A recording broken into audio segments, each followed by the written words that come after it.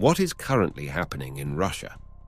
On June 24, 2023, the leader of the Wagner Group in Russia announced that their army's leader had set off towards Moscow and they were ready to seize the Kremlin with their private armies. Despite the armed call from the Wagner Group, tanks were surrounding the Russian Ministry of Defense in Rostov, taking control. While a revolution against the Russian government might sound crazy, it seemed that Russia, where the Wagner chief coincidentally met with the commander of the Southern Army, could indeed be on the brink of a massive change. However, after a few bottles of vodka, we saw how everything can suddenly change in 2 months for global agenda. This guy's name is Yevgeny Prigozhin. His nickname was Putin's chef. He was at the helm of the Wagner Group, which boasts the world's largest private armies. He was the proxy for undertakings that wouldn't be favorably looked upon if carried out directly by the Russian military. The young, promising lieutenant in yesterday's Russian army could be seen resigning from the military to serve under this organization tomorrow. Private armies are essentially established by states, but used as pawns when they don't want to deal with bureaucracy or laws in military operations. They are mercenary groups that states can distance themselves from and avoid taking responsibility by saying, "But this private company is not ours." It's funny how once again someone is trying to deceive us.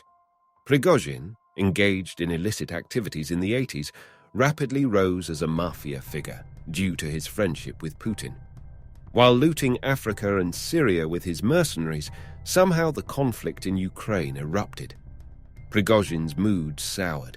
The special operation they had confidently claimed would be over in 2 weeks continued without concrete results a year and a half later, while the elite soldiers of the Wagner Group were getting wounded and killed one by one.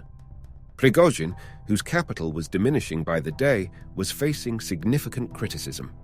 Frustrated by the dual command structure within his army, Putin, aiming to sideline Prigozhin, announced his intention to incorporate the Wagner forces into the Russian military.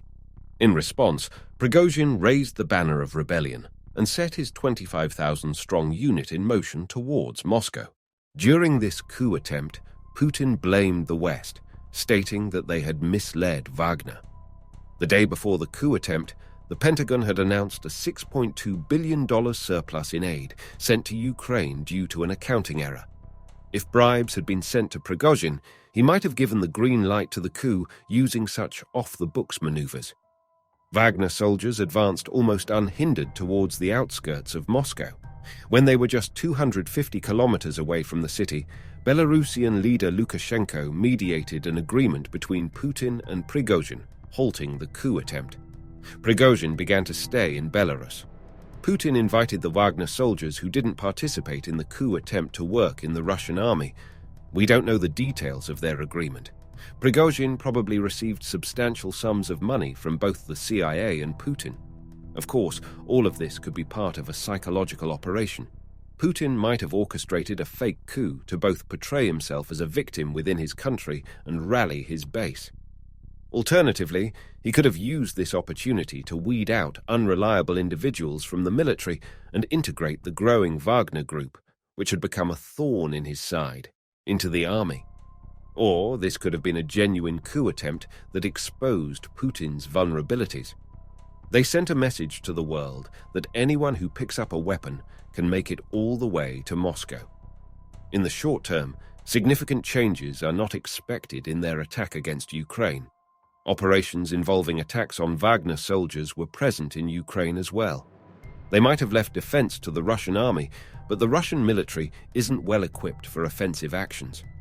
The political turmoil in the country could push Putin towards accelerating or initiating peace talks. For him to expedite the war, he might resort to using nuclear weapons, which is unlikely, or declare a more comprehensive mobilization. Both options are not very probable. The prospects for peace talks have improved. As a result of these events, Putin has managed to save himself and his assets. And now, let's talk about the protagonist of the coup. Prigozhin is dead. Let's delve into a few analyses. In Russia, there's a certain aspect of the political culture which I'm not sure whether to label as a characteristic or define differently. It goes something like this.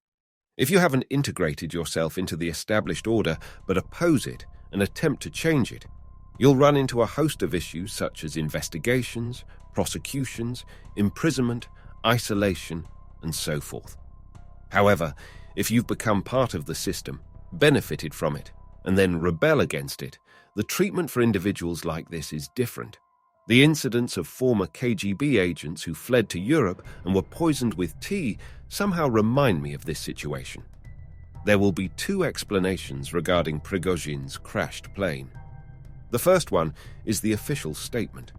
According to what Russian channels have reported, the investigative committee is focusing on this scenario. A bomb was planted on the plane before takeoff, and the bomb detonated in mid-air. This points to the incident being attributed to the Ukrainian Secret Service, if this explanation is given. The second explanation will be his own version, the one that the public believes. You know how sometimes things happen and they are so clear that there's no need for explanation. Well, this is one of those cases.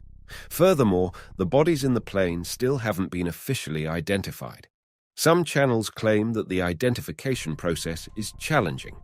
I'm not discounting this option. They might never be identified. In that case, someone could simply say that some people died, while others might claim that they were studying Chinese before the plane crashed. This debate could continue indefinitely, and the cloud of uncertainty might linger. In such a scenario, another possibility emerges. They might not be buried.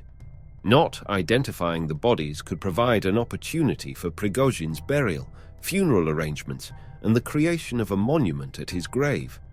They could use the excuse that they couldn't identify the bodies to navigate through all these issues. Of course, these are just scenarios. Reality might differ. Additionally, Gherkin is in prison. Surovikin was removed from his position in Ukraine. Currently, it's unknown what activities he's engaged in during his vacation. Lastly, Utkin and Prigozhin are also absent. The common thread connecting these figures is their extreme Slavic nationalism and their stance on the Ukraine operation. They advocated for going further into Ukraine's territory. In my view, they were aware of Russia's situation, but were using populist rhetoric to play to the crowd and carve out space for themselves. This was undermining the current leadership while bolstering their own positions. After Prigozhin's death, there's no longer a prominent figure in this group. In a way, there's no more threat to the current leadership. Of course, if they've received the message. If they have received the message, this situation could indeed make the current administration's dealings in Ukraine more manageable. This is because the Slavic nationalist faction tended to have more maximalist rhetoric compared to the Eurasianists. This would force the current leadership to take a harder stance, as not doing so might weaken their position in the eyes of the public.